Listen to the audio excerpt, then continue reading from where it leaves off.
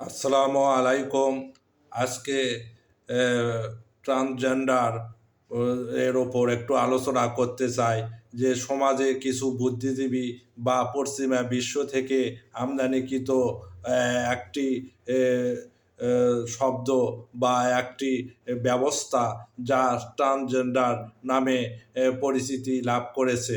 এটা এমন এক পরিস্থিতি যে কোনো ছেলে এমন মনে করতে শুরু করলো যে তাকে মেয়ের মতো পোশাক পরতে বা নিজেকে মেয়ে ভাবতে ভালো লাগে এবং মেয়েদের মতো কার্যকলাপ করতে ভালো লাগে, এবং তার মেয়েদের মতো পোশাক পরতে পরিধান করতে, মেয়েদের সঙ্গে চলাফেরা করতে, বিভিন্ন কিছু করতে ভালো লাগে।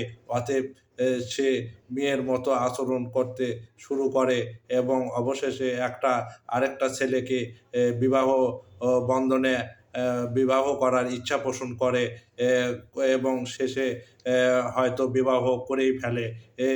এই যে ট্রান্সজেন্ডার হওয়ার বা আবার মেয়েদের মধ্যেও এরকম আহ, আহ, পরিস্থিতি দাঁড়াতে পারে যে মেয়েরা ছেলেদের মতো হওয়ার আকাঙ্ক্ষা পোষণ করে, ছেলেদের মতো পোশাক পরতে ভালোবাসে, ছেলেদের মতো চালচলন পার্টি করতে ভালোবাসে এবং ছেলেরা যেসব কাজ করে সেসব কাজ করতে তাদেরকে ভালো লাগে, এবং তারা মেয়ে হয়েও নিজেকে ছেলে অনুযায়ী পরিচয় দিতে ভালোবাসে। এই যে জেন্ডারের যে পরিবর্তন নিজের মনের মধ্যে ঘটে, এটাই হলো ট্রান্সজেন্ডার। এই ট্রান্সজেন্ডার এজেন্ডা বাস্তবায়ন করার জন্য বিশ্বের বিভিন্ন সংস্থা বা ব্লকগুলা কাজ করে থাকে। এরা শয়তানের অধীনে কাজ করে এবং শয়তানের অসসা অনুযায়ী কাজ করে। শয়তান আল্লাহকে বলেছিল যে আমি মানুষের রূপ পরিবর্তন করে দেব। তারই এই ট্রান্সজেন্ডার একটা বিশেষ রূপ। যখন একজন ছেলে বা মেয়ে এই ট্রান্সজেন্ডার এজেন্ডার সর্বশেষ ধাপে পৌঁছে, তখন সে সার্জারি করে ছেলে থেকে মেয়ে বা মেয়ে থেকে ছেলেতে রূপান্তরিত হয়। আসলে এটা সমকামিতা বা গের একটা ভিন্ন রূপ, যা লুত আলাইসাল্লামের জাতিরা করত, সমকামিতায় লিপ্ত ছিল এবং যার জন্যে আল্লাহ তাআলা ফেরেশতা দ্বারা লুত আলাইসাল্লামের জাতিকে একেবারে ধসিয়ে মাটি সহ উল্টিয়ে দিয়েছিলেন। এবং লুত আলাইসাল্লামের স্ত্রী, তিনি সমকামিতা করতেন না কিন্তু সমকামীদের সহযোগিতা করতেন, এই জন্যে তাকেও সেই আযাব থেকে আযাবের মধ্যে পড়তে হয়েছিল এবং আযাব থেকে রক্ষা পায়নি।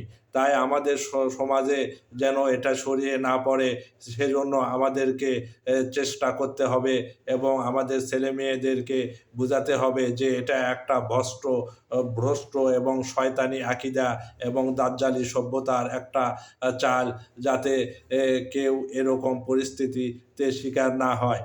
ইলন মাস্কের একটা ছেলে এরকম ছেলে থেকে মেয়েতে রূপান্তরিত হয়েছে।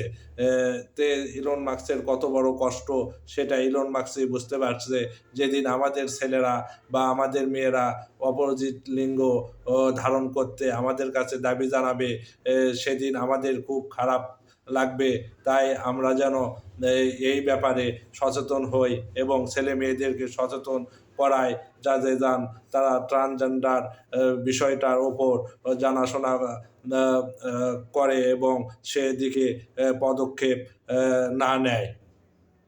এই ট্রান্সজেন্ডার বাস্তবায়ন করার জন্য এলজিবিটি নামে একটা সংস্থা আছে, তারা এটা প্রমোট করে থাকে।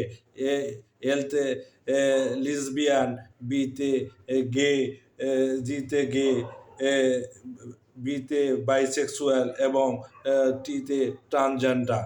এখানে লিসবিয়ান অর্থ যে মেয়ে মেয়ের প্রতি আকৃষ্ট, মানে মেয়ে মেয়ে যে সেক্সুয়াল রিলেশন, সেটার নাম হলো লিসবিয়ান।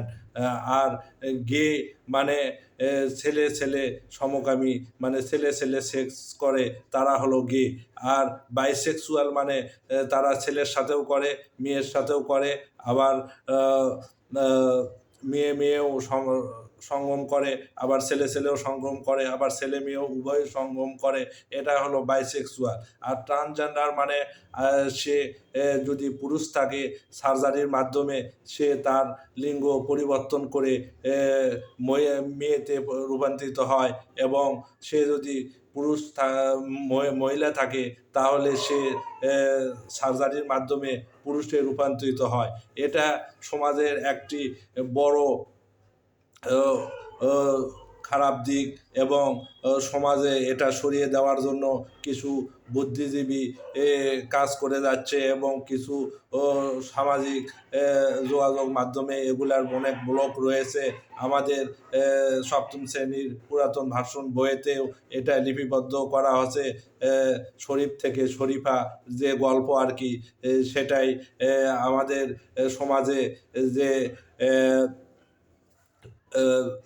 বাইসেক্সুয়াল বা হলো জ্ঞান ট্রান্সজেন্ডার বা সমকামিতা প্রমোট করার যে চেষ্টা অপচেষ্টা চালাচ্ছে, সেটা আমাদেরকে রুখে দিতে হবে, এবং আমাদেরকে বলিষ্ঠ কণ্ঠস্বর তুলতে হবে। তারা যেন এসব কাজ সমাজে ছড়িয়ে দিতে না পারে, শয়তানের এই এজেন্ডা বাস্তবায়ন যেন না করতে পারে। তার জন্য আমাদেরকে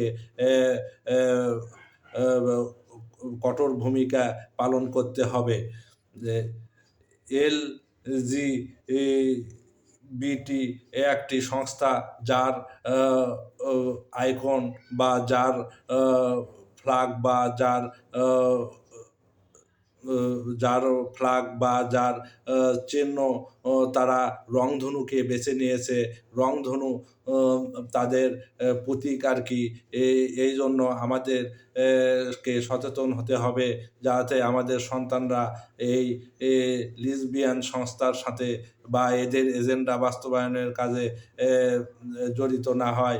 লিসবিয়ান, গে, বাইসেক্সুয়াল অ্যান্ড ট্রান্সজেন্ডার এই সংস্থার সাথে যুক্ত না হয়, এবং তারা যে আল্লাহ যে প্রকৃতি দান করেছে সে প্রকৃতির উপরই সন্তুষ্ট থাকে।